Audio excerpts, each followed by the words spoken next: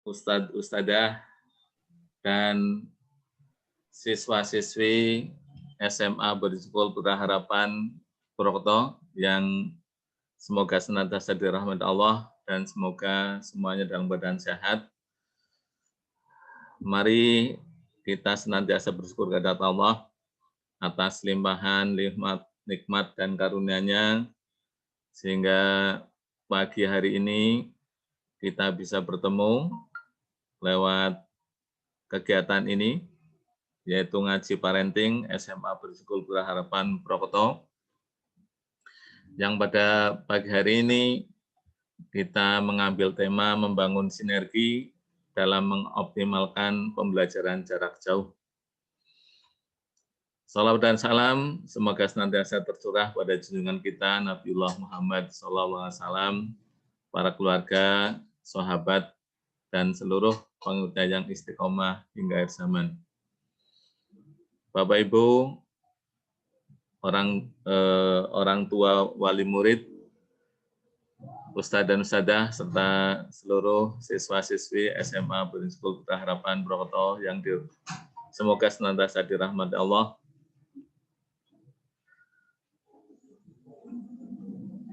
Kita bersama-sama telah menjalani keadaan seperti ini, yaitu pandemi COVID-19 atau COVID-19, sehingga proses belajar mengajar berlangsung melalui daring atau online atau pembelajaran jarak jauh.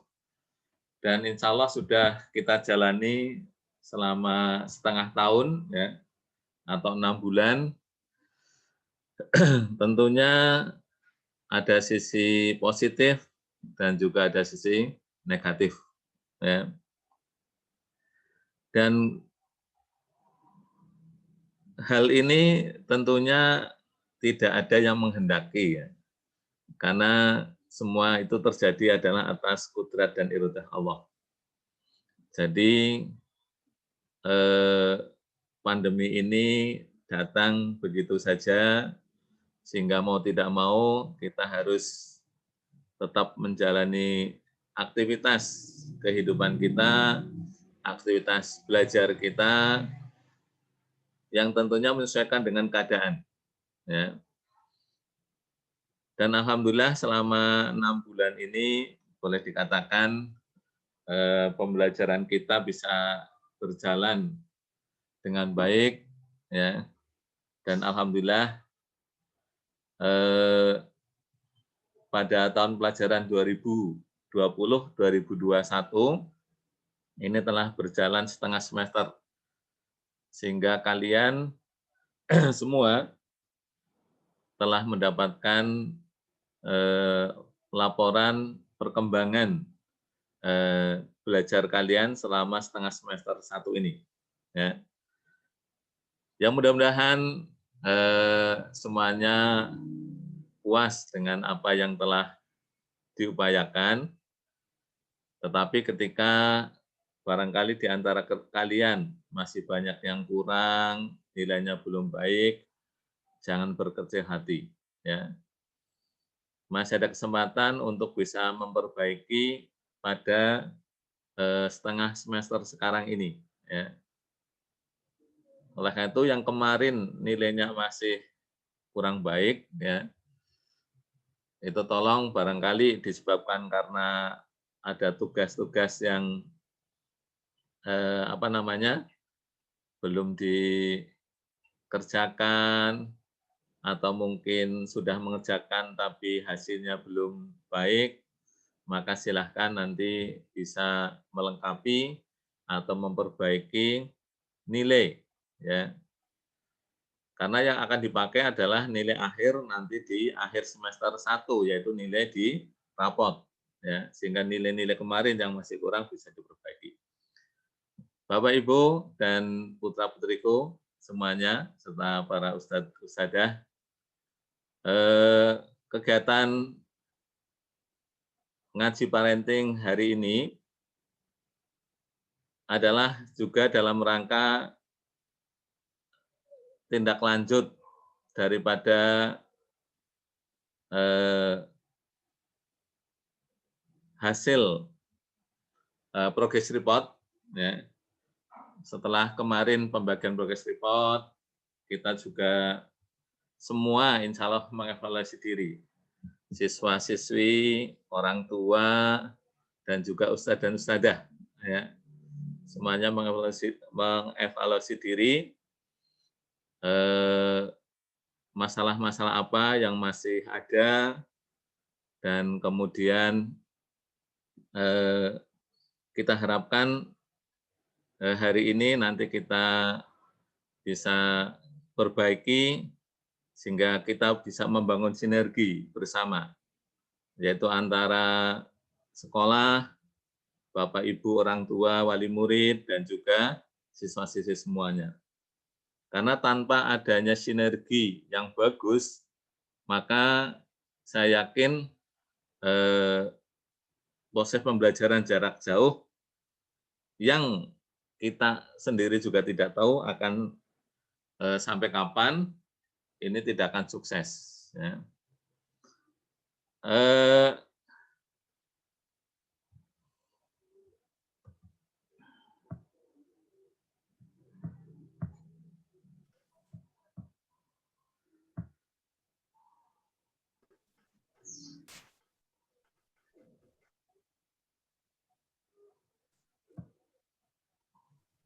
Ya, sebelum kita nanti masuk ke materi, mari kita ingat semuanya visi misi kita, ya, bahwa kami punya tujuan, punya target pendidikan atau punya keinginan agar semua siswa-siswi yang belajar di SMA Boarding School Putra Harapan Prokoto itu akan menjadi smart student. Ya. Jadi seperti ini, ustadz-ustadzahnya juga smart semuanya ya. What is the meaning of smart? Ya. Ya. Jadi yang pertama adalah siswa yang smart itu yang mempunyai jiwa sosial. Ya. Jadi disadari atau tidak, dengan sekarang berkembangnya teknologi,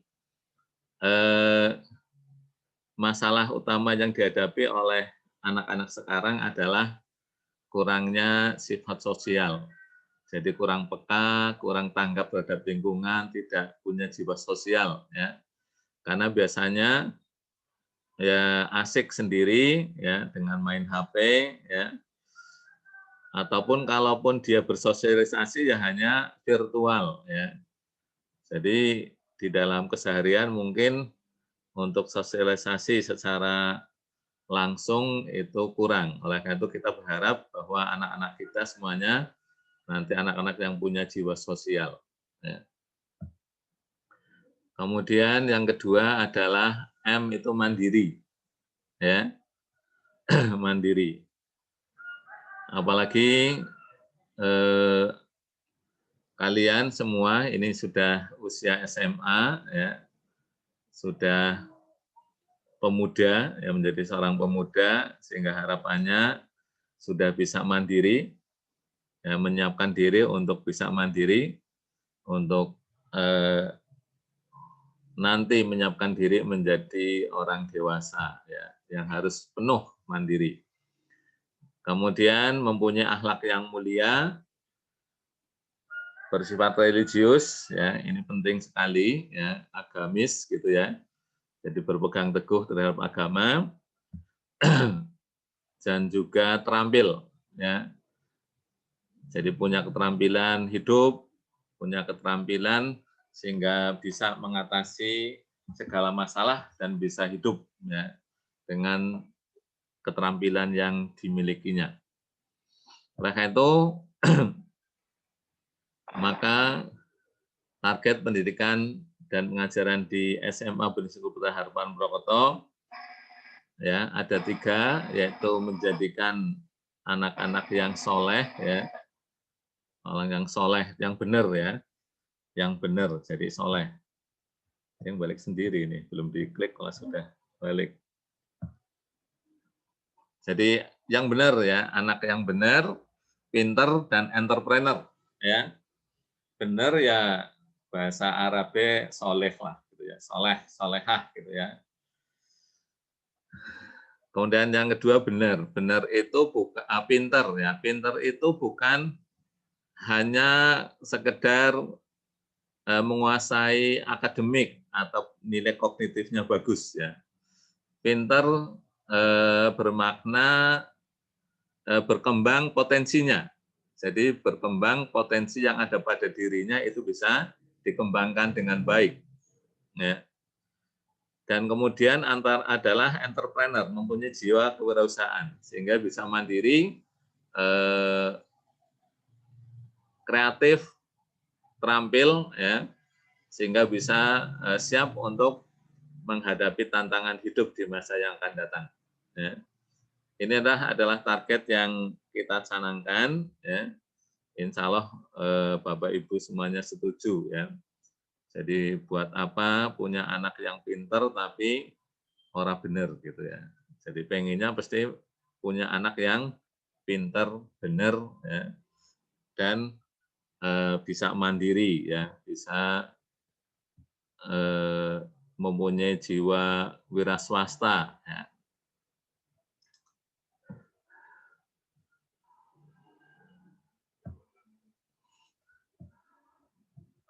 Oke, Bapak Ibu, Ustadz Ustadzah dan juga anak-anakku yang dimuliakan Allah, marilah kita semuanya ingat bahwa setiap diri kita itu punya amanah, ya, punya amanah dari Allah agar menjaga diri kita dan keluarga kita dari siksaan api neraka. Ini adalah yang paling utama.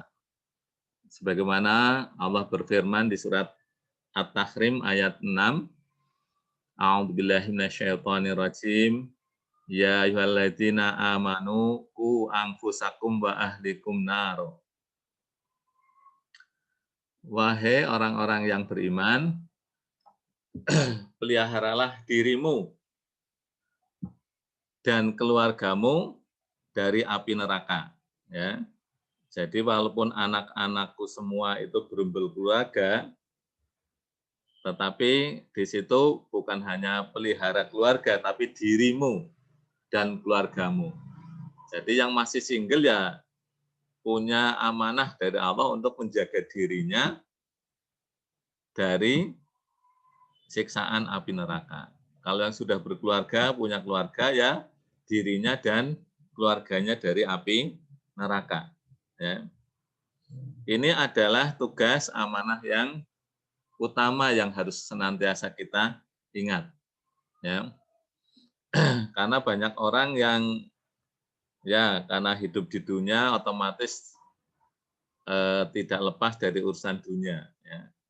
Tapi banyak yang kemudian ketika misalnya seseorang berkeluarga, itu kemudian hanya sekedar mencari nafkah gitu ya, memenuhi kebutuhan keluarga. Ya. Jadi seorang laki-laki, banyak laki-laki yang berusaha keras ya mencari nafkah untuk memenuhi kebutuhan keluarga. Tapi amat sedikit seorang laki-laki kepala keluarga itu yang berusaha agar dirinya dan keluarganya itu terbebas dari api neraka. Karena itu saya mengingatkan diri saya pribadi dan seluruh hadirin ya, marilah ini kita senantiasa kita pegang ya. Karena saya yakin semuanya tidak ada yang pengen masuk neraka. Ya kan? Kita semua pengen hidup bahagia di dunia dan di akhirat. Sehingga kita mengenal yang namanya ada doa sapu jagat, ya, yang insya Allah setiap saat kita kumandangkan, kita mohonkan kepada Allah. Robbana atina fid dunya hasanah wa fil akhirati hasanah wa qina adzabannar. Ya. Ya Rob kami, ya Tuhan kami, limpahkanlah kepada kami ya kebaikan hidup di dunia dan kebaikan hidup di akhirat ya. Waqina adzabannar, dan pelihara jagalah dari siksaan api neraka. Nah itu doa kita ya. Oleh karena itu mari kita senantiasa pegang ini ya. Kita berusaha agar diri kita, keluarga kita itu terbebas dari api neraka ya. Jadi bukan hanya doa saja setiap saat kita Robbana Atina, tetapi kemudian kita wujudkan di dalam kehidupan kita bagaimana seluruh aktivitas diri kita adalah dalam rangka kita memperoleh kebaikan sehingga nanti masuk ke jannah ya, dapat kebaikan hidup di dunia, kebaikan hidup di akhirat, dan terhindar dari api neraka. Nah, oleh karena itu siapapun itu pengen jadi orang yang baik ya, karena supaya masuk surga. Sehingga ketika seorang ayah, ibu gitu ya, sebuah keluarga punya anak, itu pun pengen punya anak yang soleh ya, sesuai yang didambakannya ya.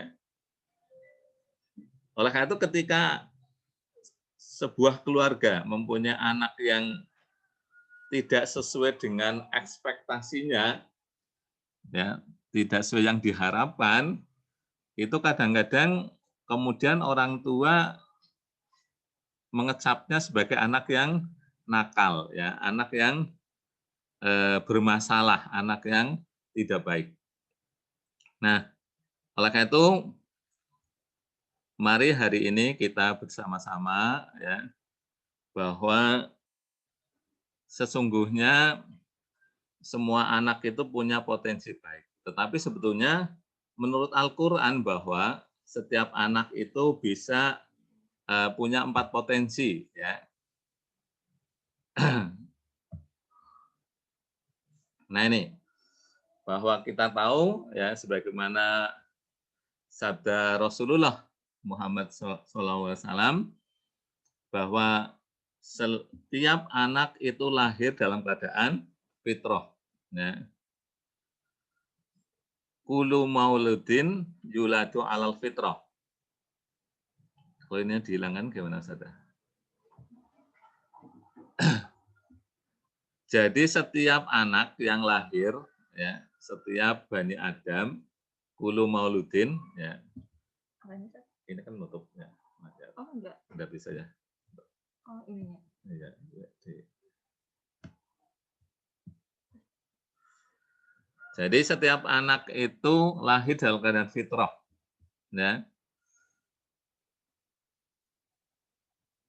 Sehingga nanti anak itu mau seperti apa, itu adalah tergantung daripada orang tuanya. Ya, kullu mauludin yuladu alal fitrah, fa abawahu, maka orang tuanya lah, ya. Yuhawidanihi, yang akan menjadikan dia Yahudi, au yunasironihi, Nasrani, au yumajisanihi, ya, atau majusi. Jadi anak lahir itu fitrah, ya. Atau sering orang menggambarkan bahwa anak itu seperti kertas putih ya. Jadi tulisan, lukisan apa yang akan ada di kertas itu adalah orang tuanya lah yang menulis atau orang tuanya lah yang melukis. Jadi mau jadi puisi yang indah gitu ya. Atau mungkin puisi yang apa namanya ya, ambyar gitu ya. Yang menyedihkan gitu ya. Atau mungkin jadi lukisan yang indah gitu ya. Atau di situ ada lukisan yang romantis, atau mungkin ada lukisan yang menyeramkan.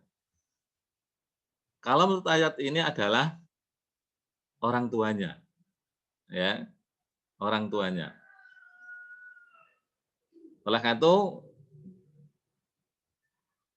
di sini anak itu punya 4 potensi. Ya, menurut Al-Qur'an bahwa anak itu bisa menjadi orang yang bertakwa, anak itu bisa menjadi kebanggaan hidup di dunia, ya. Anak itu bisa jadi fitnah, dan bahkan anak bisa jadi musuh ya bagi orang tuanya. Ya. Ya bagi anak ini juga sambil belajar ya. Karena mungkin sekarang anak nanti beberapa tahun yang akan datang akan jadi bapak atau jadi ibu ya. Nah, yang pertama, ini menurut surat Al-Furqan ayat 74 bahwa anak itu bisa menjadi eh, orang yang bertakwa ya. Waladina yaquluna rabbana hab lana min azwajina wa dzurriyyatina qurrata a'yun waj'alna lil muttaqina imama. Ya, mungkin bapak atau ibu gitu ya. Ini ada yang sudah membiasakan ya kalau habis misalnya habis sholat ya, di antara doa yang dikumandangkan selain Robbana atina fid dunya hasanah, barangkali ada yang sudah biasa ini dijadikan doa. Robbana hablana min azwajina wa dzurriyyatina qurrata a'yun waj'alna lil muttaqina imama. Waladina yaquluna, yaitu orang-orang yang berkata, Robbana hablana min azwajina. Ya Rob kami, limpahkanlah kepada kami istri-istri dan keturunan, ya, zauj ya, azwajina, pasangan-pasangan kami ya. Jadi ibu juga ingin suaminya yang baik. Tapi biasanya bapaknya ini terutama yang biasanya doa ya seperti ini. Robbana hablana min azwajina wa dzurriyyatina qurrata ayun. Jadi minta kepada Allah agar diberikan pasangan ya dan juga keturunan qurrata ayun yang menyejukkan pandangan mata. Waj'alna lil muttaqina imama, dan jadikanlah kami imam bagi orang-orang yang bertakwa. Nah, jadi kalau bapaknya berdoa minta agar dijadikan imam bagi orang-orang bertakwa, berarti makmumnya ya istrinya dan anak-anaknya adalah anak-anak yang bertakwa. Nah, ini yang paling ideal sehingga biasanya bapak ini berdoa seperti ini ya, berdoa seperti ini. Tetapi kemudian kalau menurut surat Al-Kahfi ayat 46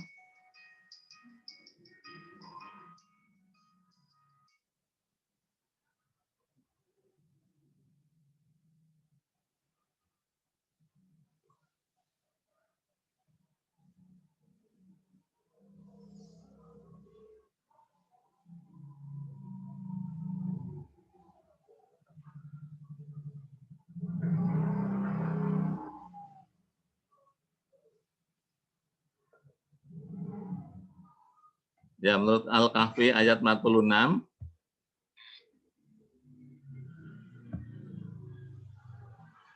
nah ini ya bahwa anak harta itu jadi perhiasan dunia, kebanggaan dunia. Al-malu wal banun zinatul hayatid dunya. Ya, bahwa harta dan anak-anak ya, zinatul hayatid dunya itu bisa menjadi kebanggaan atau perhiasan hidup di dunia. Ya, biasanya orang tua itu akan bangga, senang ketika anaknya jadi anak yang baik, sukses ya. Misalnya, wah anakku jadi dokter gitu ya. Nah, itu bangga. Jangankan jadi dokter ya. Anaknya misalnya anaknya masih TK, itu bisa ngaji ya, baca Quran ya atau bisa menghafal surat Al-Fatihah, ini sudah bangga ya. sudah bangga nanti dipamerkan ya wong se-RT sedesa gitu. Anakku sudah pinter, masih TK ya, sudah pinter Al-Fatihah. Nah ini, ya enggak masalah, boleh-boleh saja gitu ya. Tetapi ingatkan, wal baqiyatus sholihatu khairun inda rabbika sawaba wa khairun amala. Bahwa amalan-amalan yang kekal dan baik itu adalah lebih baik balasannya di sisi Allah ya. Jadi pengharapan yang lebih baik di sisi Allah. Jadi jangan sampai anak harta itu hanya sebagai hiasan dunia saja, tetapi yang lebih baik adalah ketika harta dan anak-anak itu kemudian dijadikan amal yang baik, ya, sehingga nanti akan jadi pengharapan yang baik di sisi Allah. Ya, kalau harapannya hanya kebaikan dunia, ya nanti dapatnya dunia saja. Ya. Jadi jangan ya terlalu sekedar jadi perhiasan. Ya. Nah, anak itu juga bisa jadi fitnah, ya, penghalang. Ya. Wa'lamu anama amwalukum wa auladukum fitnah. Ketahuilah olehmu semua, sesungguhnya harta-hartamu wa auladukum dan anak-anakmu fitnah. Itu bisa jadi penghalang. Ya. Wa anallaha indahu ajrun adim. Ya. Dan sesungguhnya di sisi Allah lah ajrun adim, balasan yang besar, ya, yang agung. Nah ini, jadi harta anak itu juga jadi penghalang. Ya. Jangan sampai anak dan harta itu malah menghalangi kita untuk masuk surga. Karena tadi ku angfusakum wa ahlikum naron. Ya. Kemudian yang terakhir, yang keempat adalah potensi anak, bahwa anak itu bisa jadi musuh. Ya. Ya ayyuhalladzina amanu, ya, di surat At-Taghabun ayat 14, wahai orang yang beriman, inna min azwajikum, sesungguhnya di antara pasangan-pasanganmu, ya, istri-istrimu, wa auladikum, dan anak-anakmu, aduwalakum. Ya. Jadi di antara istri-istri, anak-anak itu bisa menjadi musuhmu, ya. Fahdaruhum, ya. Maka berhati-hatilah kamu. Nah, ini kalau yang sok memperhatikan di medsos, di itu berita-berita ada ya anak yang malah membawa orang tuanya ke pengadilan, ya. Jadi mau memenjarakan orang tuanya, ya. Jadi musuh gitu ya. Naudzubillah.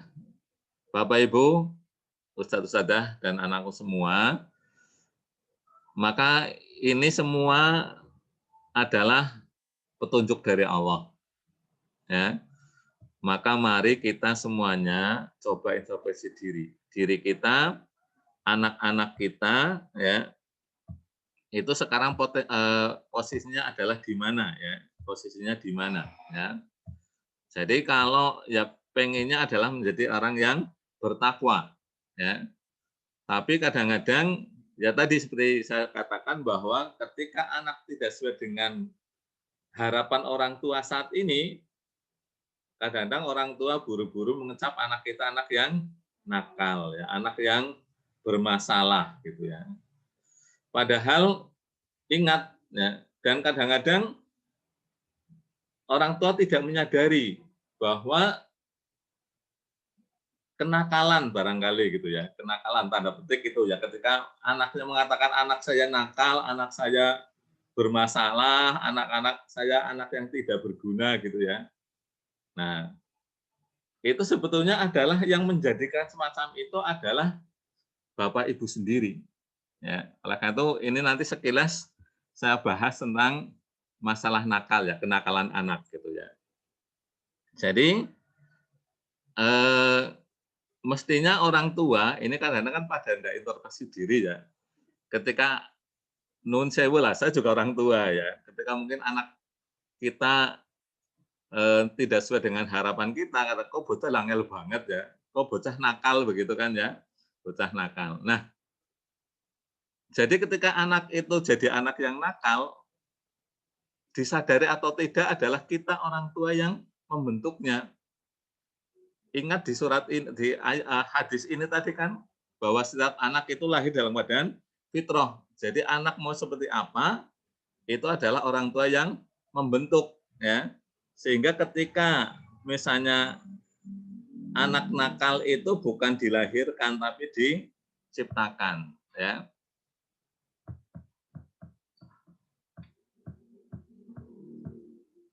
Nah, anak belajar nakal dari orang tua. Mari kita renungkan bersama, ya. Ini juga introspeksi dari saya sendiri gitu ya. Jadi saya teringat ketika kebetulan anak saya sudah ada yang gede gitu ya, masih ada yang kecil juga gitu ya. Jadi yang ngalami didik anak kecil sampai anak gede yang sudah dewasa begitu ya. Saya ingat suatu saat anak saya itu naik jendela ya, naik jendela, jendelanya nakok, kemudian pegangannya pegangan kaca sehingga kacanya patah gitu ya, patah ya. Dan anak saya memang ada yang katakanlah aktif sekali ya, bahasa bahasa Jawanya mungkin pelanjikan lah ya, naik meja apa gitu ya. Tapi ketika anak seperti itu, saya jadi ingat gitu ya, bahwa barangkali saya dulu waktu kecil juga kayak gitu ya. Tapi saya ingat bahwa eh, anak itu adalah cerminan dari orang tua gitu ya. Nah itu. Jadi karena sesungguhnya anak itu lahir dalam keadaan fitrah, maka kedua orang tua mereka yang akan membuat dia majusi nasihat di ayat tadi. Jadi anak nakal itu bukan dilahirkan tapi diciptakan. Ya, diciptakan. Jadi makanya ketika anak kita tidak sesuai dengan harapan, nah itu jangan buru-buru ngecap anak kita nakal. Barangkali mereka nakal ya karena kita yang membuatnya dia seperti itu. Ya. Jadi ketika anaknya bermasalah, ya tanda petik menurut saya itu berarti yang bermasalah juga orang tuanya gitu ya, orang tuanya. Nah itu. Jadi ilustrasinya seperti ini Bapak Ibu ya, Bapak Ibu anak-anakku semua gitu ya. Jadi ketika seorang anak ya yang masih kecil awal gitu ya, ya ketika pertama kali dia dipanggil anak nakal ya, atau anak yang tidak baik ya, atau stempel-stempel label-label yang tidak baik gitu ya. Mungkin awalnya anak itu biasa saja ya, biasa saja. Tapi kalau itu kemudian sering ya, sering selalu, maka akhirnya itu akan terpatri pada diri anak. Jadi misalnya ya, jadi kayak meja kan misalnya ya, misalnya nih, ada anak-anak yang dikatakan anak bodoh gitu ya, anak bodoh atau mungkin anak nakal ya, anak bodoh. Jadi ketika anak masih kecil ya, atau mungkin ya sudah gede juga bisa ya, dia mengalami kesulitan misalnya matematika lah, biasanya kan banyak anak yang kesulitan matematika ya. Nah, ketika ada kesulitan matematika, misalnya dia anak kelas berapa? Kelas 10 begitu ya, kelas 10. Nah, kemudian karena dia punya kakak yang kelas 12 misalnya atau kelas 11, dia nanya kepada kakaknya, "Mas, Mbak, ini sih gimana ya?" Nah, kakaknya mbaknya itu mungkin juga lagi belajar gitu ya. Kadang-kadang kan malah terucap, "Nah, ayo ketok ora bisa, kon bodoh temen ayo ketok ora bisa," gitu ya. Nah, itu satu ya, kakaknya sudah bilang anak bodoh, bocah bodoh temen ayo ketok ora bisa gitu ya. Kemudian mungkin nanya kepada ibunya ya, pada ibunya. Ibunya juga sama, "Loh kok sekolah golek sekolah kepriwe ketok ora yang bodoh temen." Nah, itu ya. 2 dia sudah dapat cap stempel anak bodoh. Tanya kepada ayahnya, ayahnya mungkin lagi sibuk ngapalah gitu ya. Sehingga dia tidak membantu, tetapi ya sama saja kayak gitu. Masa ya kue tok ora teyeng, bodoh temen, komennya baca bodoh gitu. Nah itu ya, sudah 3. Belum lagi kalau mungkin di sekolah ya misalnya, sekolah juga kayak gitu, sama gurunya juga, "Kamu bocah bodoh," gitu ya, "kayak gitu aja ndak bisa," gitu ya. Nah, akhirnya maka itu akan terpatri pada diri anak. Oh, saya memang anak bodoh, anak nakal, anak tidak berguna, misalnya seperti itu, ya. Karena itu mari ya, kita hati-hati, apalagi seorang ibu gitu ya, itu doa ya, ucapan itu doa. Jadi makanya ya belajar bareng lah ya, kita belajar bersama, introspeksi diri, ya mari bareng-bareng ya.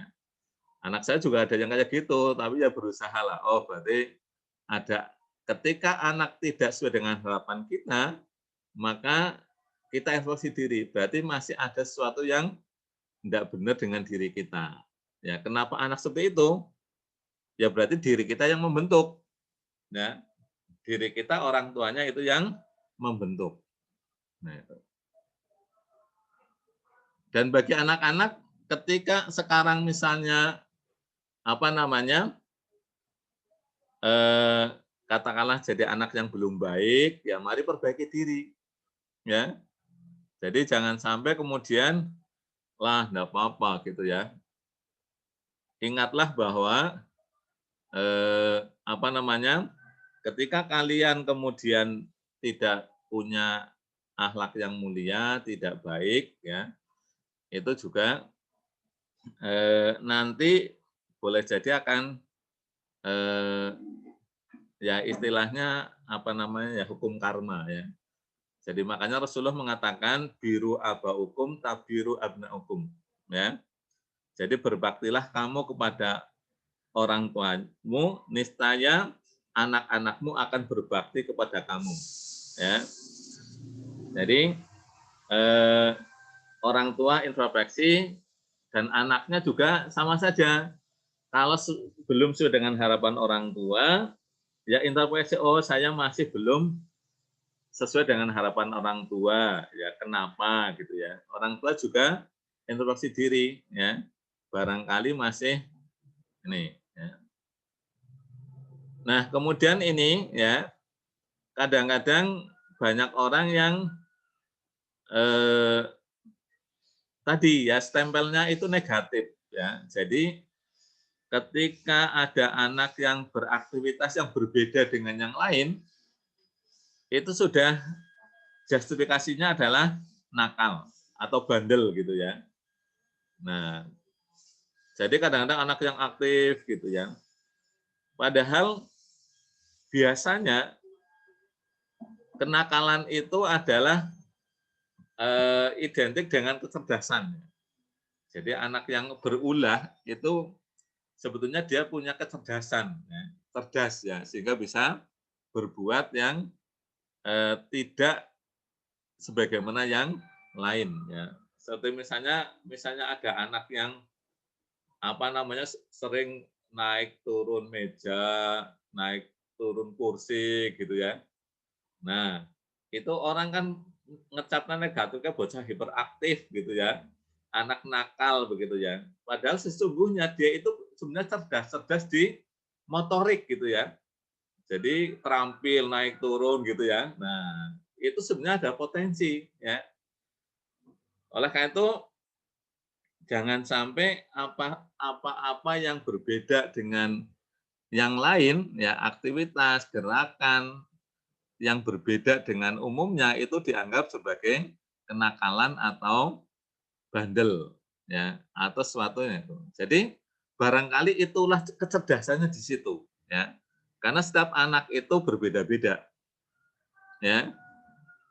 Sehingga yang perlu kita sadari semua, terutama orang tua itu, ya nantilah ya, nanti saling itu bahwa mari kita punya mindset yang sama bahwa apa namanya, anak yang pinter, anak yang baik bukan yang nilai akademiknya baik, ya. Tapi ya yang berkembang bakatnya, potensinya itu bisa bakat. Jadi barangkali karena kita belum bisa menggali potensi ya dan mengembangkan potensi yang ada pada diri anak ya. Bahkan kemudian kita stigma dengan yang negatif, anak nakal, anak hiperaktif gitu ya. Sehingga kalau bilang hiperaktif itu kan mesti negatif ya, negatif. Nah, coba kalau anak yang gitu ya, yang hiperaktif itu adalah punya potensi yang luar biasa. Mungkin dia jadi atlet, jadi apa namanya, yang fisik lah ya, yang punya yang berkaitan dengan keterampilan fisik ya, jadi akrobat apa gitu ya. Mungkin di situ bisa dikembangkan ya. Jadi eh, seperti itu ya. Oleh karena itu mari ya jangan mudah kita mengecap anak kita itu anak bodoh, anak nakal, anak bandel gitu ya, anak tidak berguna. Jadi yang negatif-negatif ya. Karena ucapan orang tua itu adalah doa ya. Sehingga jangan menyesal kalau kita misalnya saben-saben ke anak kita, lah kamu memang anak tidak berguna, ya akhirnya yang ada pada pikiran anak, saya memang anak yang tidak berguna gitu ya. Sehingga nanti ketika jadi anak yang tidak berguna, kemudian apa namanya, jadi orang tuanya kemudian baru ribut gitu ya. Oleh karena itu perlu kita kesabaran. Jadi jangan jangan apa-apa itu emosi dengan emosi marah ya. Karena marah itu tidak mengatasi masalah ya. Tapi justru menjadi tambah masalah. Jadi ketika anaknya nakal misalnya ya, itu ketika orang tuanya hanya emosi saja, selalu memarahi gitu ya, maka anak itu akan semakin nakal ya. Tetapi kalau orang tua sabar, bijak ya, anak itu kemudian akan jadi berkurang ya, apa namanya, kenakalannya ya. Nah itu pengalaman seperti itu ya, dan banyak orang tua juga kadang-kadang sharing dengan saya. Oh, Ustaz, saya dulu sekarang baru sadar bahwa saya dulu itu terlalu keras kepada anak saya gitu ya. Nah itu. Jadi apa-apa dimarahi, apa-apa itu sehingga akhirnya anak malah tambah berani sama orang tua gitu ya. Tapi ketika kemudian dengan kelembutan, akhirnya ya anak bisa ternyata anak juga bisa baik ya. Karena itu ketika anak tidak sesuai dengan ekspektasi kita ya orang tua, itu ya marilah ya. Mari kita introspeksi diri ya. Ada masalah apa ya? Ada masalah apa gitu ya. Jadi barangkali dan kita yakini bahwa apa yang terjadi pada anak itu disebabkan oleh diri kita gitu ya. Diri kita ya. Kita harus yakin dengan hadis Rasulullah tadi ya, bahwa orang tuanya lah yang akan menjadikan Nasrani, Majusi gitu ya, Yahudi. Jadi ibaratnya anak mau seperti apa itu adalah tergantung orang tua ya, termasuk lingkungan. Maka nanti bagaimana orang tua dan juga dalam membentuk lingkungannya agar anaknya itu bisa tumbuh kembangnya itu baik sesuai dengan yang kita harapkan ya. Jadi mari kita sabar, kita jangan emosi, kemudian senantiasa berdoa ya. Berdoa agar eh, anak-anak kita diberi hidayah, kemudian diberikan kebaikan oleh Allah. Karena Allah yang akan membolak-balikan hati. Ya. Allah lah yang berkuasa. Ya. Jadi doakan, insya Allah lah. Ya. Insya Allah kalau kita pasrahkan semuanya kepada Allah, kita sabar, ya, kita bijak, ya, semuanya akan indah. Ya. Semuanya akan indah pada waktunya, itu katanya. Ya. Oleh karena itu, mari pahami diri kita dan anak-anak kita. Ya. Pahami diri dan anak-anak kita. Ya. Yang pertama bahwa semua anak adalah bintang. Ya. Ini yang harus kita yakini.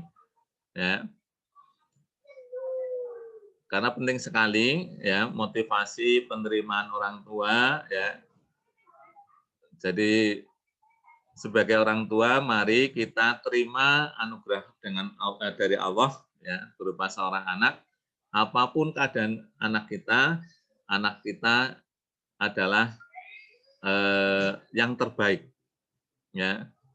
Karena di dalam surat Atin Allah berfirman laqad khalaqnal insana fi ahsani taqwim. Jadi manusia itu diciptakan sebagai sebaik-baik ya, ciptaan, rupa ya, makhluk yang paling sempurna ya. Walaupun kadang kita menganggap bahwa mungkin ada kekurangan, tidak sempurna. Yang namanya manusia itu tidak ada yang sempurna ya. Oleh karena itu mari kita bangun senantiasa positive thinking ya, berprasangka baik, terus berpikir dan bersikap positif. Termasuk terhadap anak-anak kita. Bahwa anak kita adalah bintang, anak kita terbaik ya. Walaupun banyak kekurangan barangkali begitu ya. Tapi Allah sudah menciptakan itulah anugerah terbaik untuk diri kita. Ya. Anugerah terbaik untuk diri kita. Dan kita yakini bahwa anak kita itu adalah bintang. Ya. Punya potensi ya. Hanya kadang-kadang karena barangkali tadi ya kita selalu berpikiran negatif ya, kurang banyak bersyukur ya, memang seperti itulah keadaan manusia kan qalilam matashkurun. Jadi kebanyakan manusia itu memang tidak bersyukur gitu ya. Jadi isinya ngeluh, kekurangannya tok gitu ya. Bahwa kita banyak bersyukur sudah dianugerahi anak. Nah, bahwa anak kita itu anugerah dan pasti dia punya potensi. Tapi kalau kita senantiasa melihat kekurangannya, melihat kejelekannya, maka yang muncul adalah kejelekannya.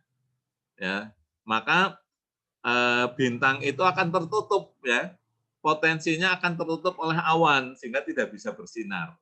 Ya. Karena itu, ketika barangkali kita menjumpai kekurangan ya atau hal-hal yang tidak sesuai dengan harapan kita pada diri anak kita, itu ya udah diterima karena itu adalah anugerah dari Allah ya. Takdirnya sudah seperti itu, tapi yakinlah bahwa anak kita pasti punya kelebihan. Punya potensi ya. Sehingga mari digali kebaikannya, potensinya ya. Jadi diri kita juga mesti banyak kekurangannya. Kalau mau dilihat kekurangannya, banyak kekurangannya gitu ya. Tapi kalau kita mau lihat berpikiran positif, maka kita akan muncul kebaikannya. Ya. Sehingga munculkan kebaikannya, sehingga dia akan menjadi anak yang baik. Potensinya akan muncul. Ya.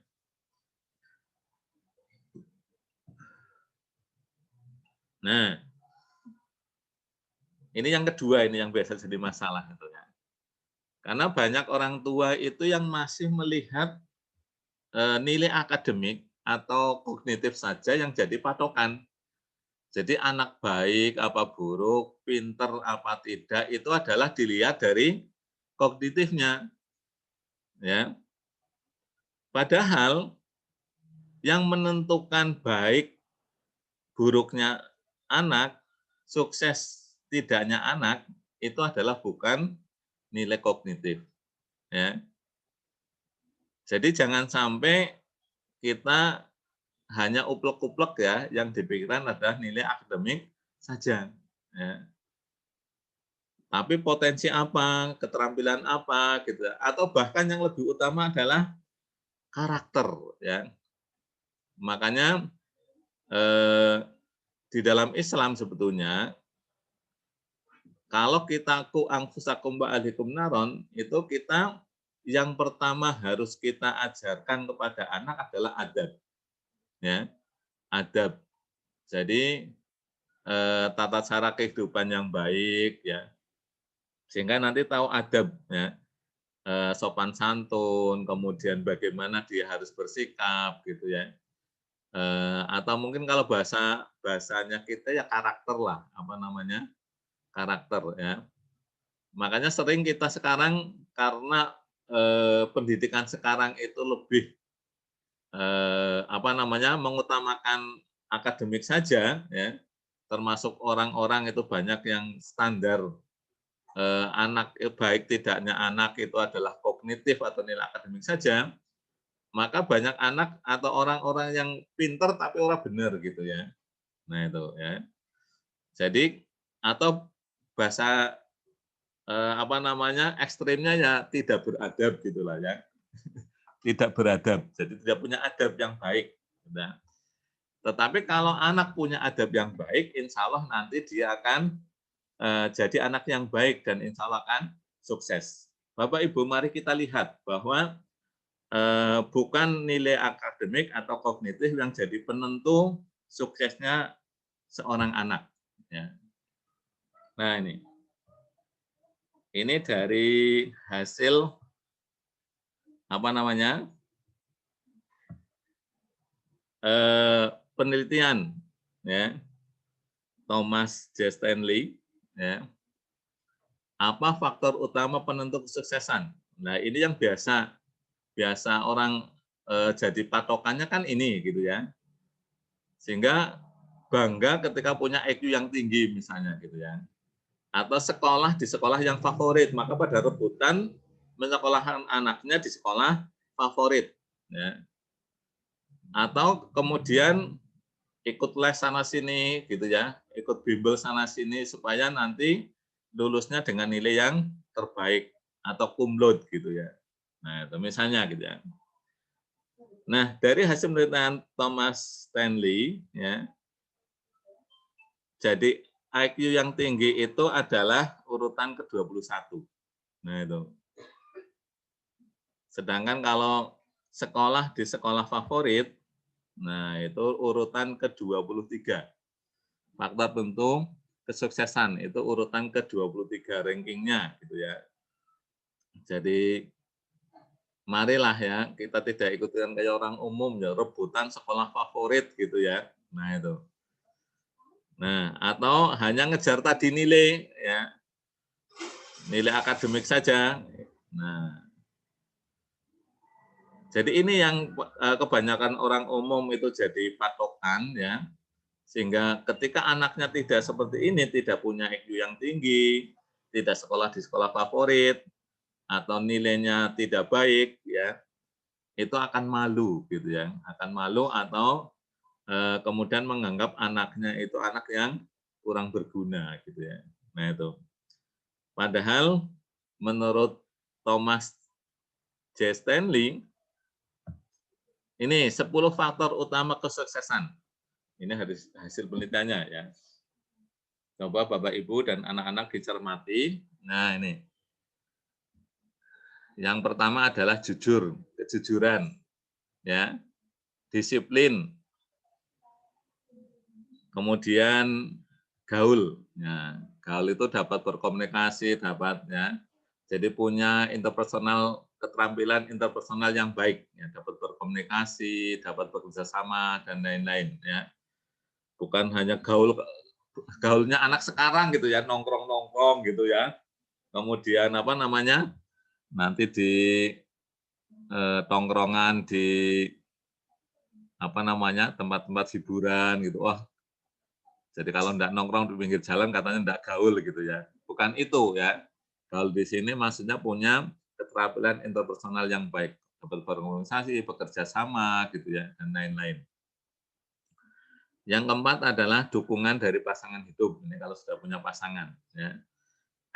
Kemudian bekerja lebih keras. Nah itu, jadi tidak ada apa namanya kamusnya bahwa kalau malas itu jadi sukses. Jadi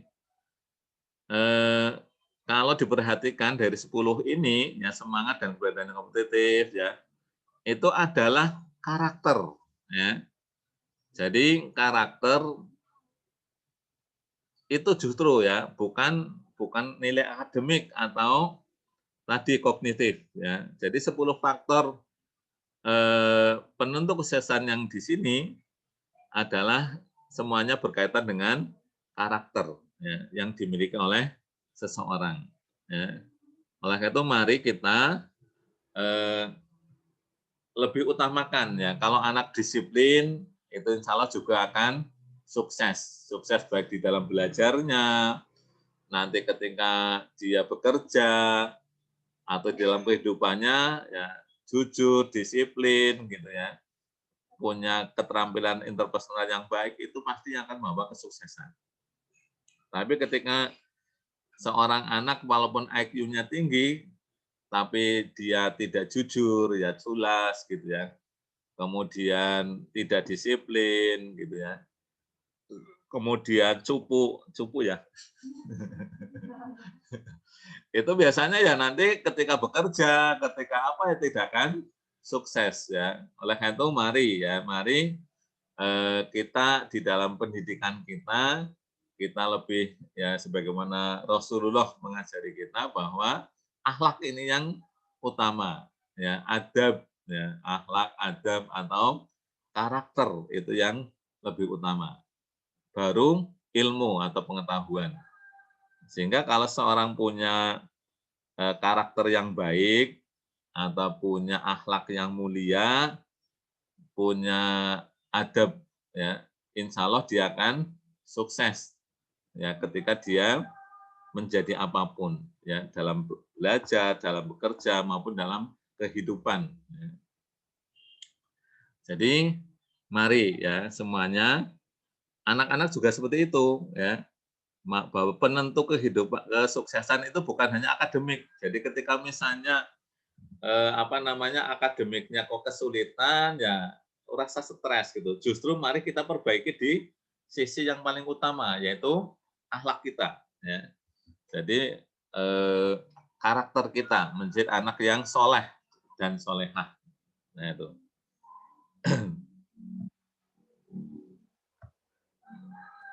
Nah, oleh karena itu ya, maka di pembelajaran abad 21 ya, ini adalah polanya adalah irisan ya.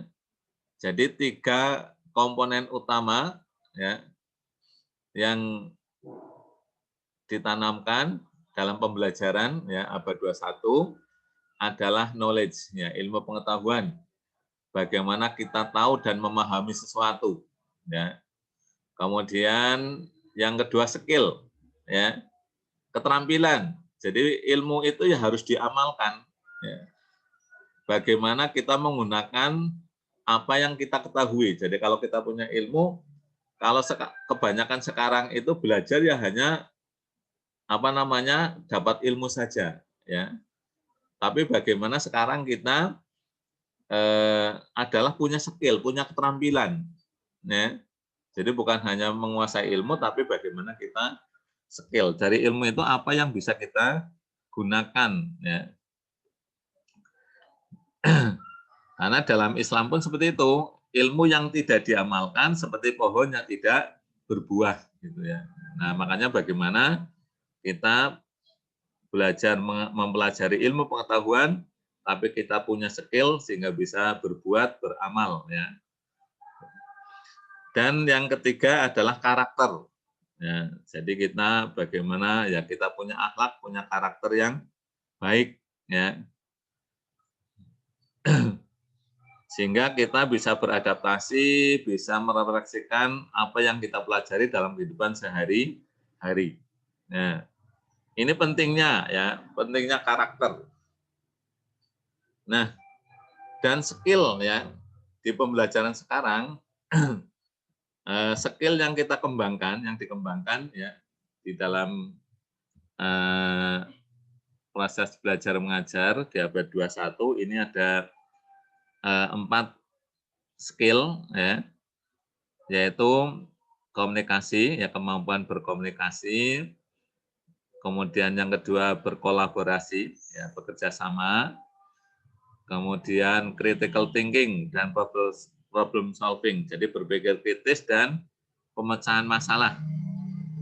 Kemudian yang keempat adalah kreatif dan inovatif, ya. Creativity and innovation, ya. Kreatif dan punya kreativitas dan inovasi. Nah, ini yang kita kembangkan, ya skill yang kita kembangkan. Jadi bagaimana berkomunikasi, bekerja sama, jadi sehingga tadi kita menjadi orang-orang yang sosial, jadi bisa bekerja sama, gitu ya. Tidak kayak anak autis gitu ya, sendirian, asik sendiri gitu ya, tidak bisa bekerja sama, tidak mau berkomunikasi. Ya. Maka ini yang harus kita kembangkan ya, di dalam pembelajaran. Ya. Jadi jangan sampai hanya sekedar menguasai ilmunya saja, tapi kita punya kemampuan. Yang paling utama kita kembangkan. Makanya dalam pembelajaran juga kemampuan berkomunikasi, tanya jawab, nanti presentasi, ngomong begitu ya. Nah, itu dilatih ya.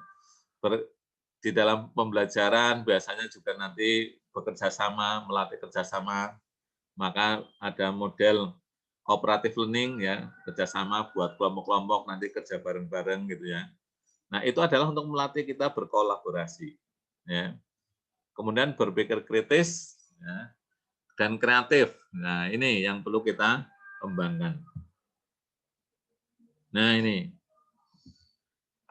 juga dari penelitian seorang profesor ya, bahwa faktor penentu prestasi peserta didik itu adalah yang utama adalah karakter siswa itu sendiri. Ya. Jadi yang menentukan karakteristik siswa. Jadi 49% itu adalah sifat karakter anak sendiri. Makanya tadi ini sejalan dengan tadi bahwa kesuksesan seorang itu juga ditentukan lebih banyak oleh karakter ya, kedisiplinan, kerja keras, jujur dan lain-lain ya. Demikian juga penentu prestasi siswa ya. Maka kalau anak malas ya, kemudian tidak punya semangat untuk berkompetensi gitu ya, tidak disiplin ya tidak mungkin akan sukses. Nah, kita cepat aja ya. Nah, oleh karena itu maka di Putra Harapan ini juga sudah mencanangkan untuk penguatan pendidikan karakter, ya, yaitu pendidikan karakter Putra Harapan. Ya. Ada 13 karakter. Nah, ini yang dikembangkan, ya. Ini yang akan dikembangkan, ya.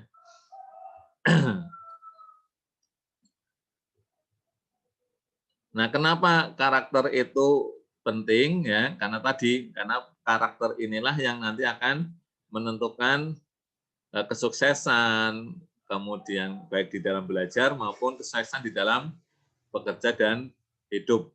Ya, termasuk prestasi belajar juga dari karakter, ya, karakter. Dan sekarang model evaluasinya nanti kalau dulu adalah ini sekilas ya. Kalau dulu UN ujian nasional, ini kan sekarang sudah tidak ada UN. Ya.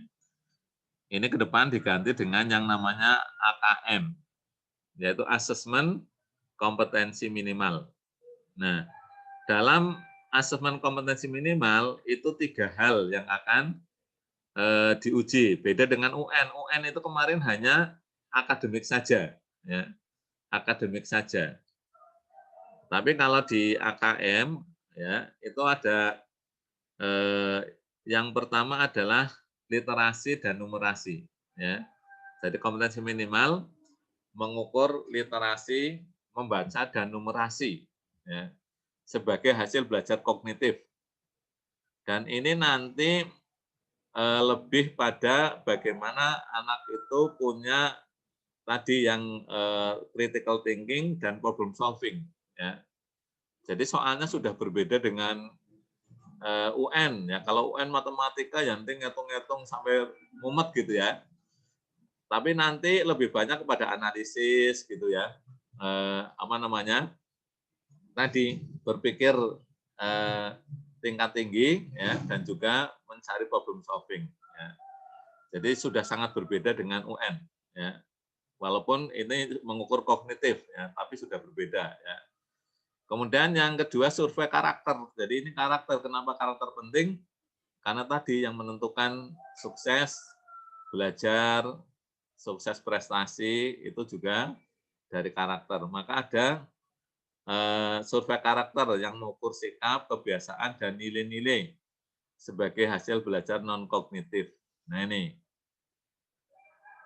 ini justru yang nanti lebih utama ya. Jadi bukan hanya pintar tapi yang benar gitu ya. Akhlaknya mulia pun jadi anak yang punya adab yang baik.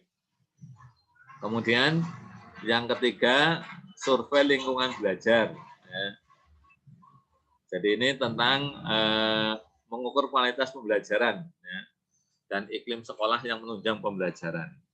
Nah, Bapak Ibu orang tua dan siswa-siswi, ustadz-ustadzah, ya, itulah gambaran ya bahwa yang kita harapkan bahwa ya mungkin sampai hari ini banyak yang mengeluh ya bahwa pembelajaran jarak jauh itu kurang efektif, apalagi kalau berkaitan dengan kognitif gitu ya, berkaitan dengan kognitif. Ya bagaimana mau efektif bisa apa namanya pemahaman anak bisa tinggi ya. Wong pengalaman kami di sekolah ya, pembelajaran tatap muka saja kadang-kadang sudah diterangkan 2-3 kali masih ada yang belum paham. Apalagi sekarang hanya lewat jarak jauh. Ya, oleh karena itu Mas Menteri saja kan sudah pesen ya. Jadi sekarang itu bukan ngejarnya adalah kognitif ya. Jadi justru dari sisi lain yang harus kita kembangkan ya. Jadi untuk kognitif ya tadi makanya jangan dipaksakan lah, jangan dipaksakan hanya bahwa fokusnya kognitif gitu ya. Tapi bagaimana justru dari dengan apa namanya dengan kondisi saat ini mau tidak mau kita justru ada nilai positifnya ya. Ya kurangnya tadi itu memang mungkin di serapan untuk akademiknya itu memang masih jauh daripada yang diharapkan ya. Oleh karena itu ini yang butuh difahami oleh semuanya ya, difahami oleh semuanya bahwa kami dari sekolah pun tidak mengejar semata hanya masalah kognitif saja. Ya, itu memang bagian yang harus tetap kita sampaikan ke anak. Ya, tapi skill yang non kognitif itu juga lebih penting yang perlu juga dikembangkan. Ya, hanya karena sekarang anak itu ya 100% di rumah, oleh karena itu marilah bareng-bareng kita bentuk sinergi antara kami ustadz-ustadzah di sekolah dengan bapak ibu, orang tua, dan anak di rumah. Ya. Jadi 3 komponen ini harus bersinergi. Ya. Yang pertama bapak ibu ya sadarilah ya. Tadi ya jangan menuntut terlalu tinggi lah apa namanya untuk masalah kognitif. Ya. Tapi justru nanti yang non kognitif ya bagaimana anak apa tadi perilakunya, kemudian semangatnya gitu ya, kemudian ibadahnya dan lain-lain ya. Nah, sehingga bentuk sinerginya yang pertama ya. Yang pertama terutama ini di rumah ya, karena kadang-kadang kalau jadwal kegiatan, kalau sekolah kan sudah jelas ya Bapak Ibu bahwa Yang pertama kami tegaskan dan ingatkan kepada anak-anakku semua, ya, bahwa saat ini kalian itu ada dalam keadaan belajar, belajar di rumah, gitu ya. Jadi bukanlah libur iki gitu, bukan libur, tapi memang ya libur kalau kemarin mungkin pas setelah, rapotan gitu ya. Nah, itu bulan Juli kemarin ya, apa namanya, akhir Juni sampai dengan pertengahan Juli, itu memang kalian libur gitu ya. Tapi kalau sekarang ingat bahwa kalian adalah, belajar ya, hanya belajarnya di rumah. Oleh karena itu, yang pertama itu harus dibuat jadwal ya, dibuat jadwal dan semua kegiatan di rumah itu adalah kalian juga sedang belajar ya. Jadi jangan sampai nanti kalian itu, katakanlah belajarnya itu hanya, apa namanya, dari ya Bapak Ibu bahwa kita kegiatan pembelajaran yang terjadwal dari sekolah itu adalah memang dari jam, 7.30 ya, sampai dengan jam 12 ya. Walaupun biasanya jam 7 ini wali kelas sudah masuk kelas, sudah ngoprak-ngopraki ya. Ayo pada siap-siap, yang belum mandi-mandi, yang belum sarapan-sarapan gitu ya. Nah, jadi makanya itu dari anak-anakku tanamkan, oh saya ini waktunya belajar Senin misalnya atau sekarang Sabtu itu masih waktunya belajar ya. Jadi jangan kemudian seenaknya gitu ya. Sudah tahu jadwalnya, oh 7.30 pembelajaran, bahkan jam 7 kadang-kadang sudah suruh absen ya. Jam 7 udah dimulai, kelasnya udah dibuka ya oleh wali kelas ya. Jadi sudah absen dulu gitu ya. Ini ya bahwa tanamkan ya walaupun kita memang tidak saklek ya, kalau di tempat lain ada ya di sekolah lain, oh kalau sekolah ya harus pakai seragam gitu ya. Nah, pakai baju seragam sesuai dengan jadwalnya gitu ya. Kalau kita ya tidak lah, tapi ya itu yang penting adalah ditanamkan pada diri anak bahwa sekarang waktunya belajar sehingga nanti dibuat jadwal ya. Jadi jam 7 misalnya itu adalah sudah persiapan, nanti 7.30 belajar sampai jam 12 ya, 3 mapel biasanya ya, 3 mata pelajaran. Dan ada jeda istirahat di tengah-tengah gitu ya. Intinya itu yang ibaratnya belajar kognitif gitu ya. Kemudian nanti ada jadwal tahfidz, setoran hafalan. Ya, jadi itu harus dijadwalkan ya, itu yang jadwal yang dari sekolah ya.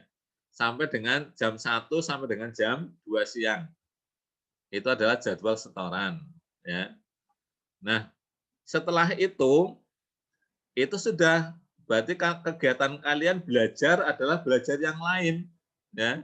Belajar yang lain yaitu tadi mengembangkan skill, mengembangkan karakter ya. Makanya eh, nanti Bapak Ibu insya Allah kami kirimi lembar pantauan amal yaumi ya dan juga lembar penilaian karakter 13 karakter ya. Sehingga nanti eh, bahwa kalau ketika kalian di sekolah atau dulu di asrama itu kan 24 jam itu yang mendampingi, menilai, membimbing adalah ustadz dan ustadzah gitu ya. Nah, makanya sekarang kita berbagi ya dengan orang tua. Jadi orang tua sudahlah enggak usah pusing dengan yang kognitif gitu ya. Jadi nanti tugasnya orang tua adalah eh, memantau dan memotivasi saja gitu ya. Memantau dan memotivasi ya. Jadi jadi buat jadwal. Jadwal udah jelas. Jadi katakanlah jam 7 sampai jam 12 belajar, nanti istirahat, makan, sholat, kemudian setoran ya. Setoran jam 1 sampai jam 2 ya. Tetapi kami pun fleksibel ya. Jadi ketika misalnya putra-putri Bapak Ibu membantu orang tuanya di jam itu belum bisa setoran ya. ya monggo, berarti kita menerima, tinggal janjian dengan ustadzahnya. Oh, saya bisa setorannya nanti ustadzah habis asar, atau mungkin habis isya, atau habis maghrib, ya. Karena ini sedang sibuk membantu orang tua, enggak masalah gitu ya. Karena membantu orang tua itu juga dalam rangka sedang belajar, ya. Sehingga dia punya keterampilan, ya. Dan juga tadi membangun karakter, ya, kerja keras gitu ya. Kemudian dan lain-lain ya. Nah itu. Jadi eh, kami tidak melarang putra-putri Bapak Ibu membantu orang tua, justru disitulah ya. Makanya ini ya nanti bareng-barengnya. Pertama buat jadwal. Pokoknya Bapak Ibu ya eh, bareng-bareng dengan putra-putrinya buat jadwal ya. Jadi kapan waktunya belajar, nanti kapan waktunya dia main, waktunya bantu orang tua ya. Nah itu. Jadi dari kapan tidur, kapan bangun, nah itu sudah harus itu. Jadi kayak di sekolah, kayak ketika di sekolah atau di asrama. Jadi jangan sampai jadilah ini libur iki lah, nanti bangunnya jam 6 gitu ya. Atau bahkan kadang-kadang kan ustadzahnya ini nyari ini siapa ini kok belum muncul-muncul gitu ya. Nah, nanti sudah pembelajaran setengah di tengah-tengah ya jam setengah 9 baru nongol, maaf Ustadz ketiduran loh gitu ya. Atau nembe tangi gitu, Masya Allah gitu ya. Nah itu jadi anak dan orang tua itu harus di rumah ya dikondisikan kayak di sekolah ya atau di asrama. Jadi apa namanya buat jadwal ya. Jadi kapan belajar, kapan mungkin bantu masak, kapan bantu orang tua ngapa ya. Nah itu. Jadi waktu yang diminta sekolah tentunya seperti itu, hanya ibaratnya kan hanya pagi gitu aja sampai jam duhur ya. Sedangkan setoran ya kalau yang bisa sesuai dengan waktu ya sampai jam 2 sudah beres gitu ya urusan dengan sekolah gitu ya. Ibaratnya seperti itu. Ya, jadi kalau anak disiplin, tertib gitu ya, insya Allah jam 2 sudah ya tinggal yang lain ya, bantu orang tua atau belajar yang lain ya, tadi keterampilan atau membangun karakter yang baik. Jadi dibuat jadwal ya. Jadi kapan tidur gitu ya. Nah itu.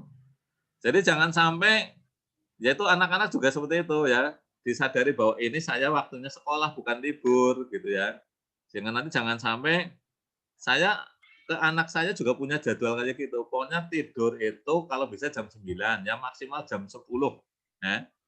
Jam 10 itu harus sudah tidur. Nah, jadi walaupun saya masih kecil anak saya, nah itu. Jadi waktunya subuh ya kita bangunkan ya. Ya syukur sih habis subuh tidak tidur lagi gitu ya. Kalau terpaksa tidur lagi ya enggak apa-apa sudah subuh gitu. Nanti yang penting tadi gitu ya. Ya sebaiknya memang enggak tidur lagi. Kalau anak-anak SMA itu mestinya sudah enggak tidur lagi gitu ya. Karena udah siap-siap bantu orang tua, masak atau apa gitu ya, atau kegiatan yang lain gitu ya. Sehingga nanti eh, siap ketika jam 7 sudah siap untuk sekolah gitu ya. Kemudian buat aturan atau kesepakatan. Nah, itu termasuk tadi aturan tidur, kapan waktunya tidur, kesepakatan, kapan waktunya main ya, kapan boleh main. Nah, ini ya. Jadi jangan sampai orang tua itu ya kadang-kadang anak kan harus seperti itu, harus makanya saya katakan tadi ya. Loh, kalau anak orang tuanya ngejor anaknya kemudian misalnya malam-malam keluar gitu ya. Nah, padahal bukan malam Ahad gitu ya. Ada tugas yang belum diselesaikan gitu ya. Nah, itu. Tapi nanti ketika anaknya kemudian kurang baik, baru dia kebakaran jenggot gitu. Nah, artinya harusnya punya kesepakatan. Ya anak kalau malam ya belajar gitu ya. Tidak keluyuran malam gitu ya. Nah, itu. Atau kalaupun misalnya ada kepentingan keluar ya ada batasan gitu ya. Nah, atau anak tidur sampai jam 2 belum tidur. Ya nanti ini ya. Atau tadi kesepakatan penggunaan HP termasuk lah itu kan kadang-kadang orang tua ngeluhnya kayak gitu ya. Jadi aturan penggunaan HP ya monggo disepakati gitu ya, disepakati anak dengan orang tua. Ya. Bila perlu kalau tidak tertib HP-nya disita begitu ya. Nah itu. Ya. Anak-anak juga seperti itu. Jadi mari ya. Jadi tidak hanya main-main saja, kadang-kadang tugasnya tidak dikerjakan. Jadi ada aturan di rumah juga ada aturan. Seperti di sekolah kan juga ada tata tertib, ada aturan gitu ya. Nah itu. Kemudian pantauan dan motivasi. Jadi orang tua dipantau. Kalau misalnya tugas-tugas ya, atau belajar dimotivasi, dipantau dan dimotivasi. Ya. Jadi nanti kita bantu ada lembaran pantauan, ya, lembaran pantauan sehingga tinggal dipantau, ya, dipantau. Ya. Nah justru ini ya, jadi setelah pelajaran dari sekolah selesai, ya masih kegiatannya adalah belajar, tapi bukan belajar yang kognitif. Sudah belajarnya yang bagaimana dia ibadah, ya, membangun karakter, atau punya keterampilan. Kalau keluar sini gimana, Ustazah?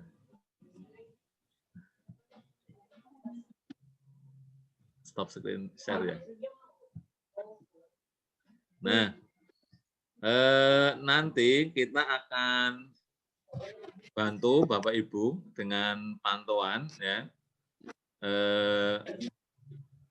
Makanya anak-anakku juga ini penilaian karakter ya. Ya ini dulu juga enggak apa-apa ya. Penilaian karakter ini biasanya yang menilai adalah ustadz dan ustadzah ya di sekolah ya. Makanya di sini indikatornya adalah sekolah ya atau guru ya. Makanya nanti Bapak Ibu juga insya Allah kami kirimi ini ya agar bisa memantau. Nah ini sebagai membantu anak-anak untuk bisa dipantau ya, karena sekarang kan 100% di rumah. Jadi yang bisa memantau pembentukan karakter ini adalah Bapak Ibu ya.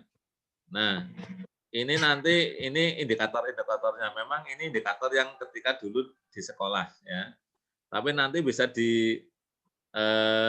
disesuaikan ya. Misalnya kejujuran, jujur saat berbicara atau menjawab pertanyaan orang tua gitu. Nah itu ya.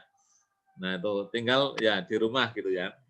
Jujur tidak menyontek ketika ujian atau ulangan. Nah ini kan ketika ulangan kan dulu kalau di sekolah kan ada pengawasnya lah. Kalau di rumah kan tidak ada. Tapi mari dibangun. Anak-anak juga dibangun jujur ya, tidak menyontek gitu ya, tidak buka buku gitu ya, atau browsing gitu ya. Ya kecuali kalau memang yang open book ya monggo silahkan gitu ya. Nah intinya ini ya, ini adalah jadi pantauan. Jadi nanti kegiatan sehari-hari itu adalah semuanya adalah diarahkan untuk mengembangkan ini karakter, ya. Karakter. Sehingga kalau yang kognitif ini masih dibantu dari ada di sekolah, sedangkan untuk skill ya, skill dan juga karakter itu nanti Bapak Ibu tinggal tadi memantau dan memotivasi ya. Jadi misalnya sholat ya, yang cinta Allah dan Rasul ya, sholat fardu secara berjamaah. Nah itu ya orang tua mengingatkan atau ngajak anaknya kalau waktunya sholat gitu berjamaah gitu ya. Kalau yang belum berzikir setelah sholat ya diingatkan ya, dimotivasi agar berzikir ya. Nanti dinilai ya, ini nilainya adalah nanti bulanan mestinya gitu, sebulan sekali ada nilainya ya, ada nilainya ya. Ini contohnya ya, kejujuran, adil, berani dan percaya diri gitu ya. Nah ini disiplin dan lain-lain ya, tekad yang kuat. Nah ini 13 karakter. Nah ini nanti kami berikan ke orang tua sehingga nanti orang tua bisa menjadi pantauan dan juga untuk memotivasi agar harapannya anak-anak kita ya dan anak-anak juga termotivasi ini diingatkan oleh orang tua ya. Jadi bukan Lah belajarnya kan sudah selesai misalnya siang-siang gitu ya. Ya udah berarti tinggal belajar yang lain. Bagaimana membangun karakter ya, seperti coba di sini ya. Eh, nih menempatkan sepatu pada tempat yang disediakan. Nah, ini membersihkan kelas dan papan tulis ini kan kalau di sekolah, kalau di rumah ya membersihkan tempat tidur atau mungkin rumah gitu ya. Dan lain-lain ya. Jadi ini kemandirian ya. Kemandirian juga silahkan Bapak Ibu tinggal mengingatkan, memotivasi, memantau gitu ya. Nanti dinilai, sebulan sekali dinilai. Nah itu. Jadi kalau selalu dinilai 4, kalau sering nilainya 3, kadang-kadang nilainya 2, tidak pernah 1 ya. Jadi mungkin ke depan kerjasama kita seperti itu Bapak Ibu ya. Jadi dan untuk yang kognitif, yang tugas-tugas yang lain-lain,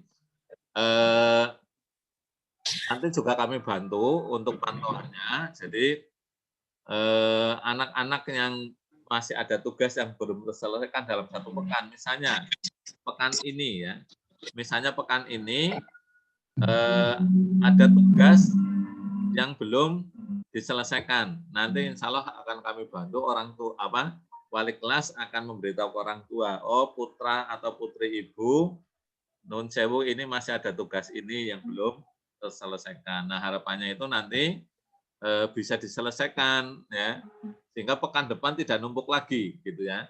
Pekan depan tidak numpuk lagi. Nah itu. Sehingga bisa membantu tadi memantau dan motivasi ya untuk bisa misalnya masih ada tugas yang belum dikerjakan, biar dikerjakan kemudian dibantu ya. Nah, sedangkan yang lain tadi untuk pembentukan karakter dan juga keterampilan, maka dengan pantauan diantaranya ini, pantauan. Nah, di sini sudah ada. Jadi ya monggo gitu ya. Di sini misalnya membantu orang tua, termasuk tadi misalnya adiknya gitu ya, ngomong adik gitu ya. Nah itu. Keikhlasan, nah dan lain-lain itu. Monggo nanti Bapak Ibu bisa dipelajari, insya Allah ke depan akan kita kirimkan kepada Bapak Ibu, terutama yang kelas 11 dan 12 ya. Kalau kelas 10 insya Allah di buku panduan orang tua, buku pegangan orang tua itu sudah ada ini ya. Seperti ini. Tinggal monggo dijalankan ya. Atau nanti kalau butuh yang soft file, kita butuh kirim soft file sehingga nanti Bapak Ibu mungkin yang punya print bisa ngeprint, bisa memberikan penilaian secara berkala gitu ya, secara berkala atau setiap bulan ya. Jadi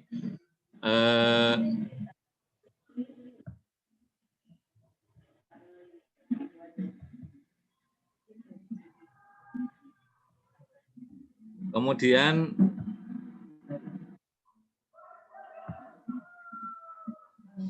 nah ini. Jadi libatkan anak di dalam aktivitas atau kegiatan orang tua di rumah ya. Jadi dan anak ini juga tadi ya jadwal di sekolah yang resmi kan seperti itu. Jadi sisa waktu yang ada silahkan ya kalian itu belajar yang non kognitif. Jadi belajar, jadi terlibat dalam kehidupan sehari-hari di rumah ya. Jadi belajar tentang kehidupan, bagaimana kalian mungkin belajar tentang keterampilan ya, atau tadi mengembangkan akhlak yang baik gitu ya. Sehingga anak bisa dilibatkan. Kalau yang orang tuanya misalnya punya usaha apalah, misalnya punya warung, ya silahkan ikut bantu di warung. Ya. Atau bisa juga yang punya adik mungkin bantu adiknya atau ngajari adiknya dan lain-lain gitu ya. Intinya dilibatkan ya. Jadi karena kalian sedang belajar ya, justru kesempatan inilah kalian kemudian banyak waktu untuk belajar tentang keterampilan, ya, tentang bagaimana hidup yang sebenarnya, ya praktek kehidupan yang sebenarnya. Ya. Kemudian yang kelima adalah membangun komunikasi yang baik, ya. Jadi monggo komunikasi antara anak dengan orang tua, kemudian dengan ustadz-ustadzah, ya monggo ketika misalnya orang tua ada masalah yang mungkin tidak bisa diselesaikan, bisa dikomunikasikan, ya, ada masalah, ada kendala, silahkan dikomunikasikan dengan sekolah, ya. Kami insya Allah siap membantu, ya. Dan itu, ya, kalau ini semuanya kita jalankan, anak-anak juga punya semangat, ya, insya Allah ke depan akan lebih baik, ya, akan lebih baik. Jadi mari karakter lah, kejujuran, ya, semangat, kerja keras, ya, dibangun, ya. Kadang-kadang masih ada anak yang justru ketika belajar di rumah itu jadi tanda petik malas gitu, ya. Nah, mestinya harus semangat, ya. Bisa juga punya keterampilan yang lain, bagaimana mengasuh adik, berkomunikasi, atau bisa berperan di masyarakat atau lingkungan barangkali, ya. Jadi siapkan untuk itu, ya. Sehingga semuanya akan bermanfaat, ya, menjadi orang-orang yang bermanfaat, ya. Ini memang perlu sekali bahwa untuk bisa sukses ini kita kerja tim, ya. Ya memang kita belum tahu kapan kita akan pembelajaran tatap muka, tapi insya Allah informasi, ya insya Allah kita sudah menyiapkan sekolah maupun asrama, ya, untuk pembelajaran tatap muka sesuai dengan protokol, ya, kesehatan, ya. Oleh karena itu sebenarnya kami punya rencana juga, insya Allah awal November nanti asrama akan dibuka. Jadi kalau sekarang kan juga pesantren-pesantren atau yang sekolah berasrama sudah sebagian itu santrinya sudah di asrama, ya, sudah di pondok. Maka kita juga sudah menyiapkan, ya, terutama nanti kelas 12, ya, kelas 12, ya, insya Allah kita siapkan akan asrama akan dibuka awal November, ya. Walaupun mungkin belum pembelajaran tatap muka, tapi asramanya sudah jalan, sehingga harapannya proses belajar mengajar akan lebih kondusif, ya. Demikian, ya, mari kita tetap bangun kerjasama, saling memahami, gitu ya. Ya memang banyak kendala, tetapi juga banyak nilai positif, sehingga dengan keadaan seperti ini harus belajar dengan menggunakan internet, belajar jarak jauh. Yang mau tidak mau keterampilan kita jadi naik, jadi kita lebih pinter tentang teknologi, ya, termasuk ustadz-ustadzah juga harus belajar gitu, ya, belajar bagaimana memanfaatkan teknologi, ya, dan harapannya untuk anak-anakku juga dimanfaatkan dengan baik, ya. Jadi keterampilan-keterampilan IT, ya, yang berkaitan dengan informasi, teknologi informasi ini mari ditingkatkan. Nah, syukur bisa dimanfaatkan bukan hanya untuk belajar, tapi juga untuk untuk bisnis, untuk apa, ya. Yang sudah mulai jualan online juga monggo gitu, ya. Nah, ini kesempatannya juga bisa lebih luas, ya, sambil membantu orang tua juga di rumah. Mudah-mudahan Allah senantiasa memudahkan urusan kita, dan mudah-mudahan Allah senantiasa memberikan kesehatan kepada kita semua, sehingga kita senantiasa bisa menjalankan amanah dengan baik, ya. Terutama adalah bagaimana kita menjaga diri kita dan keluarga kita dari api neraka. Marilah semua berusaha untuk senantiasa memperbaiki diri, ya, menjadi orang-orang yang baik, orang-orang yang berguna. Karena sebaik-baik manusia, khairunas anfa'uhum linnas. Sebaik-baik manusia adalah yang bermanfaat bagi orang lain, ya. Anak-anakku tetap semangat, ya. Semoga semuanya sukses sehingga menjadi orang-orang yang bermanfaat, nah, sukses dunia dan akhirat. Demikian, barangkali ada yang mau bertanya ya. Sebelum saya akhiri ya, coba nanti saya lihat dulu di ya. Dari Ibu Lina Setiawati. Terima kasih, materinya sangat bagus. Izin bertanya, saat belajar dari rumah ini, kadang kita tidak tahu apakah anak kita jujur atau tidak. Ketika mengatakan sudah mengerjakan tugas, bagaimana kita sebagai orang tua bisa ikut mengontrol kegiatan harian anak kita di kelas dari ini? Oke, terima kasih kepada Ibu Lina ya. Bagaimana mengontrol kegiatan anak ya. Kalau saya kebetulan anak saya kelas 6 SD gitu ya. Sehingga setiap hari biasanya ya, kalau saya yang utama itu kalau ketemu anak itu nanya sudah sholat apa belum gitu. Nah, kalau karena sekarang belajarnya di rumah, maka biasanya ditanyakan, hari ini ada tugas apa, belajar apa, ada tugas apa enggak, sudah dikerjakan apa belum, begitu ya. Nah, kalau kami di grup, karena SD kan ada grupnya orang tua gitu ya, yang memang kadang-kadang juga dikirimi tugas-tugas anak gitu ya, sehingga kita bisa ngecek ya, atau bisa ngecek HP-nya anak ya, bisa ngecek HP-nya anak ya. Oleh karena itu ya mungkin ibu atau bapak ya nanti tiap hari ya mengingatkan lah seperti tadi itu, mengontrol, mengingatkan tugasnya sudah diselesaikan semua apa belum gitu ya. Nah, ya dibangun kejujuran lah. Kalau memang belum dan anak-anak juga mari latihan untuk jujur lah, karena jujur itu yang penting ya.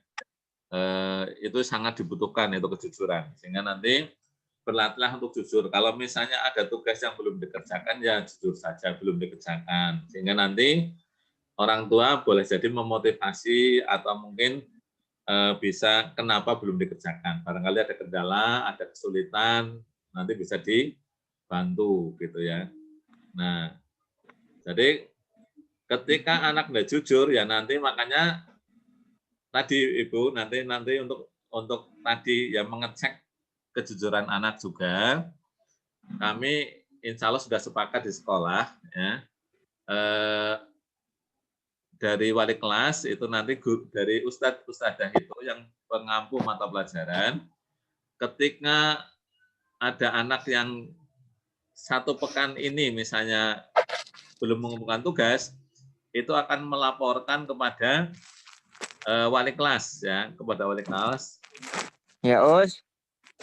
Sehingga nanti wali kelas itu akan japri ya akan menghubungi Bapak Ibu menyampaikan bahwa putra-putri Bapak Ibu pekan ini ada tugas yang belum diselesaikan apa saja nanti sebutkan kayak gitu. Sehingga nanti Ibu bisa ngecek kejujuran anak. Oh misalnya kemarin ditanya ada tugas yang belum diselesaikan, mungkin anaknya kebetulan anaknya sudah jujur bilangnya sudah. Nah, tapi mungkin di akhir pekan nanti wali kelasnya akan menyampaikan, oh ini putranya Bapak, Ibu, ini tugas ini belum, berarti anaknya belum tidak jujur gitu ya. Nah, harapannya dengan seperti itu nanti ke depan ya anaknya akan jujur ya dan juga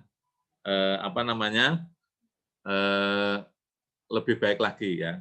Dan ketika ada tugas belum terkumpulkan ya Bapak Ibu monggo dibantu atau dimotivasi putra-putrinya agar tidak numpuk-numpuk sehingga nanti sampai akhir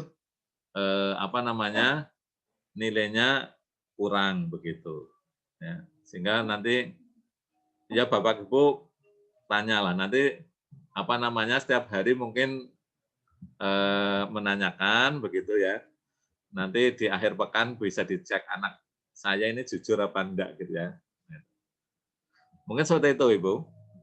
Nyambung ya Ustaz, ternyata ini ada Ibu Dwi Anti Ningsih, ibunya Kamila, sama dia seperti prosesnya dari sekolah. Bismillah, punten masak untuk tugas anak dievaluasi per pekan. Dan informasi tentang tugas anak sudah atau belum dikerjakan diumumkan di grup ortu atau wali untuk memudahkan pemantauan orang tua ke anak. Semoga bermanfaat. Syukran. Bu. Terima kasih atas masukannya. Insya Allah ini sudah kami bahas di Ustadz-Ustadzah. Jadi tadi sudah saya sampaikan, insya Allah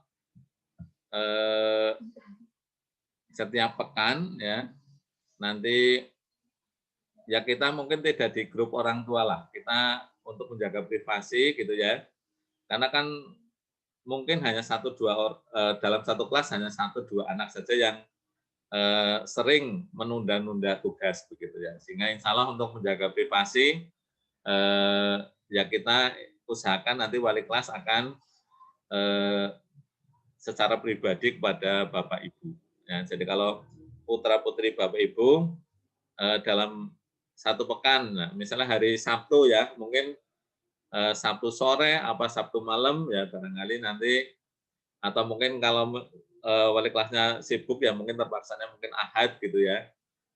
Mungkin akan menyampaikan, oh maaf Bapak Ibu, putra putri Bapak Ibu masih ada tugas yang belum terselesaikan. Begitu Ibu. Ya, insya Allah mudah-mudahan seperti itu. Jadi makanya kita komunikasikan sehingga harapannya ke depan tadi ya kita lebih bersinergi, bekerja sama sehingga semuanya akan lebih baik lagi.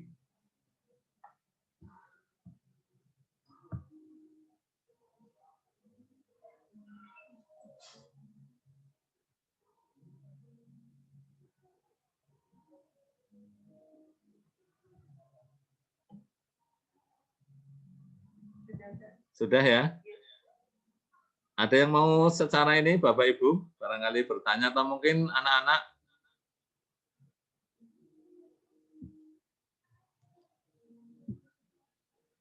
Oke ya, kalau tidak ada pertanyaan lagi, terima kasih kepada Bapak Ibu orang tua atau wali murid dan juga kepada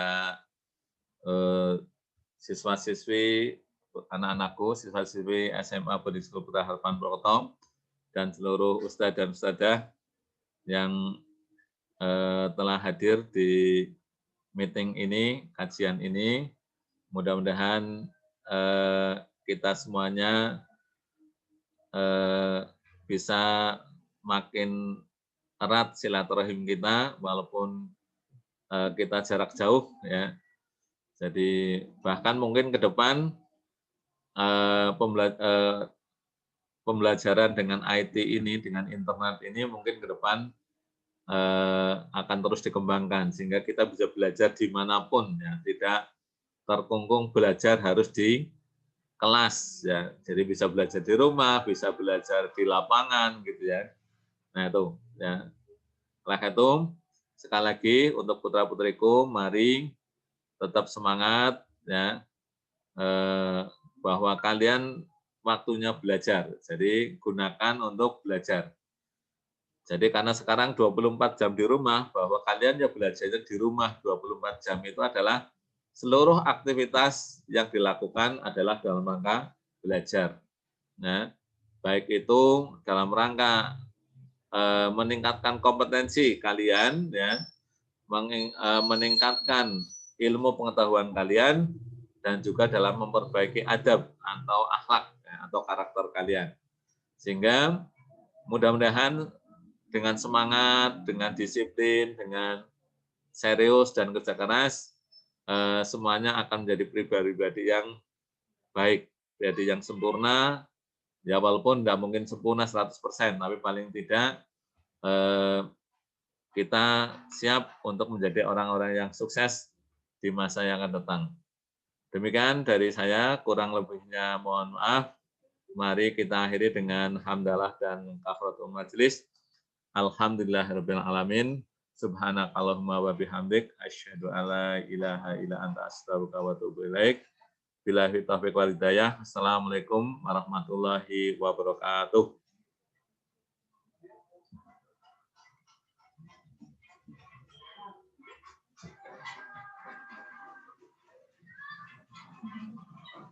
Ini juga. Biar nggak kelihatan.